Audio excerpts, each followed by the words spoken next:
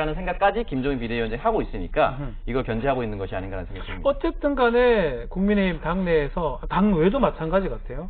김종인 위원장하고 적이 되면, 척을 진다면 다들 잘된 사람 없다라 이런 얘기가 있는데 그 말은 맞나요?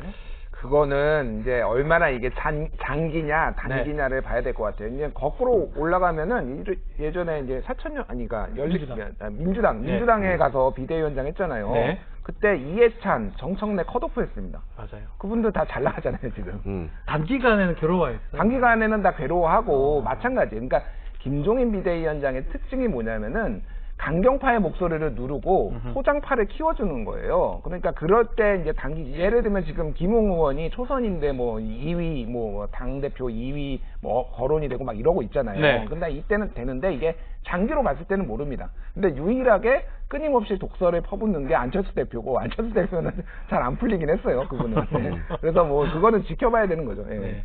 그러면 국민의힘 안에서 우리 이 김종인 위원장의 뭐 독설 아니면 훈수, 쓴소리 어떤 식으로 인식을 하고 있습니까? 일단 중진들은 다 싫어하죠. 다 싫어합니까? 3선 이상의 중진들은 불쾌해하는 사람들이 많은 것 같고 네. 반면 초선들은 좋아합니다. 김웅 의원 같은 경우도 최근 인터뷰에서 김종인 전 위원장 메시지 맞지 않냐 이런 식의 발언을 했거든요. 근데 저는 이 메신저와 메시지를 좀 구분해서 볼 필요가 있다고 네. 생각해요.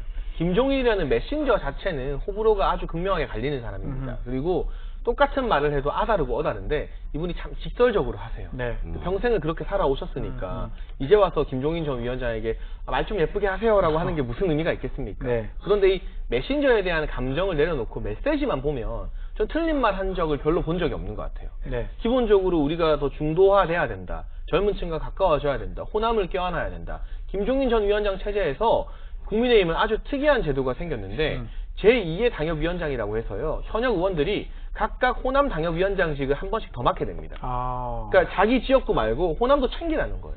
그동안 사실 국민의힘 계열에서는 호남을 그냥 아예 포기했죠. 신경도 안 쓰는 포기하는 그런 정당이었는데 지역으로 지역이었는데. 바라봤었는데 이제는 내가 예를 들면 서울의 지역위원장이라 해도 내 세컨 이제 두 번째 지역이 호남에 어디가 생긴 거예요. 네. 김종인 전 위원장 체제 때.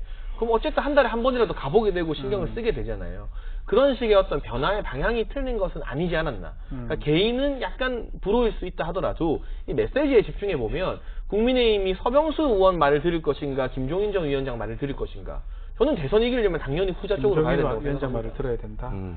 뭐 국민의힘 입장에서는 뭐 중진들, 뭐 지금 중진들 재선 3선 이상의 의원들은 쓴소리가 듣기 싫을 수 있지만 초선들은 되게 좋아할 것이다. 그리고 이 장혜찬 평론가 말대로 메신저보다는 김종인 위원장의 입보다는 그 내용이 뭔지에 따라서 그래도 꼬붕은 좀 심하지 않나요? 어쨌든 간에 아사리판, 꼬붕 뭐 별 얘기들이 다 나오고 있는데 어쨌든 그렇게 판단이 됩니다. 네.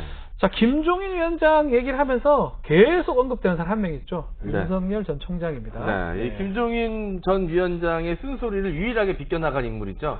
바로 윤 전 총장인데요. 몇 명 있어요? 뭐 금태섭, 네. 윤석열, 초선 의원들도 다 비껴나갔어요. 네, 그러니까. 맞습니다. 대표적으로 이제 윤 전 총장 이야기를 네. 좀 해보고 싶은데 본인이 마크롱 만들어주겠다라고 이야기를 했습니다.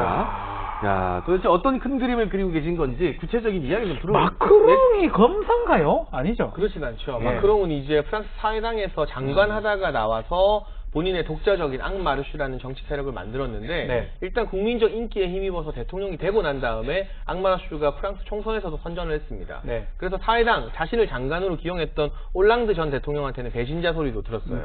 이런 건 좀 비슷하죠.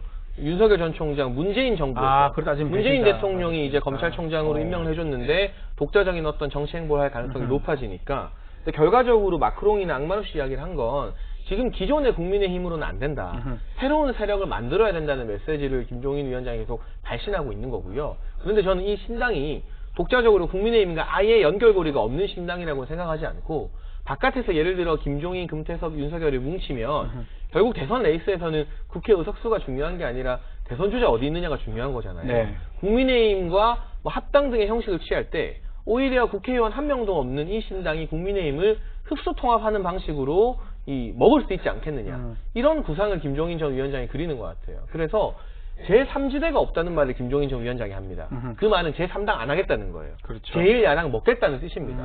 윤석열 전 총장만 있으면 그리고 자신의 지략이